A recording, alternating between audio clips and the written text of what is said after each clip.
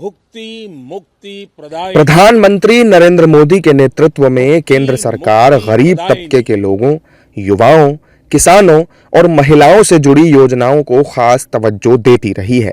आज लोकसभा में वित्त मंत्री निर्मला सीतारमण द्वारा पेश किए गए आम बजट में भी ज्ञान यानी गरीब, युवा, अन्नदाता और नारी शक्ति पर विशेष ध्यान दिया गया।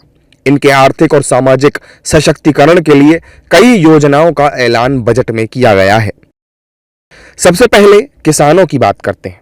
वित्त मंत्री ने किसानों के लिए प्रधानमंत्री धन धान्य कृषि योजना का ऐलान किया है। इसके अंतर्गत शुरुआत में देश के कम उत्पादकता वाले 100 जिलों को कवर किया जाएगा। इससे करीब 1.7 करोड़ किसानों को लाभ होगा। किसान क्रेडिट कार्ड की लिमिट को 3 लाख रुपए से बढ़ाकर 5 लाख रुपए कर दिया गया है। बजट में असम के नामरूप में 12.7 लाख मीट्रिक टन क्षमता वाले यूरिया संयंत्र की स्थापना की घोषणा भी की गई है।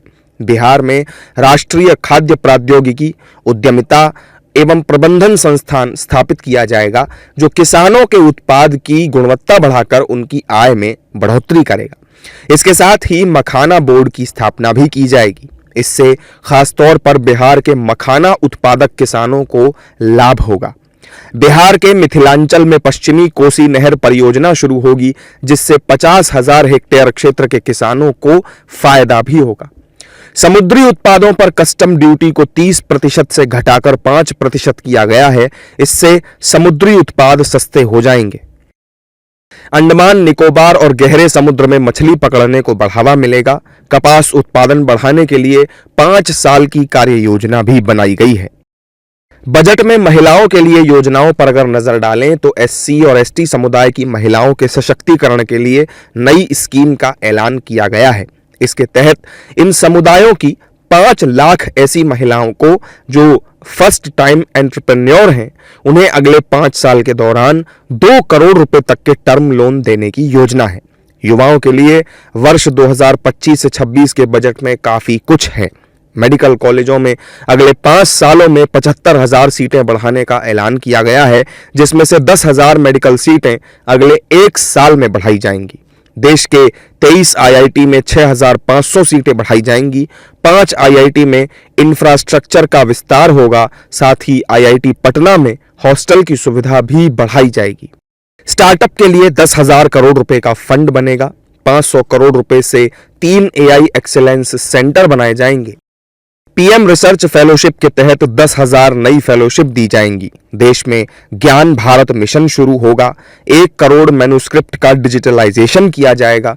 स्किल बढ़ाने के लिए 5 राष्ट्रीय स्तर के सेंटर बनाए जाएंगे। स्वास्थ्य के क्षेत्र में भी मोदी सरकार ने इस बजट में कई ऐलान किए हैं। 36 जीवन रक्षक दवाएं पूरी तरह से टैक्स फ्री कर दी गई हैं। देश में 200 डे केयर कैंसर सेंटर बनाने का ऐलान भी किया गया है। मेडिकल उपकरण और कैंसर की दवाएं सस्ती होंगी। इसके अलावा 13 मरीज सहायता कार्यक्रमों को बेसिक कस्टम ड्यूटी से बाहर किया गया है।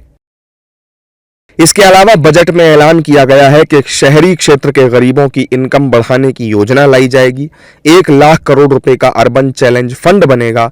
शहरों में 1 लाख अधूरे पड़े आवासों को पूरा किया जाएगा और साल 2025 में 40,000 नए मकान हैंडओवर किए जाएंगे। केंद्र सरकार ने हर घर नल से जल पहुंचाने वाले जल जीवन मिशन कार्यक्रम को वर्ष 2028 तक बढ़ा दिया है।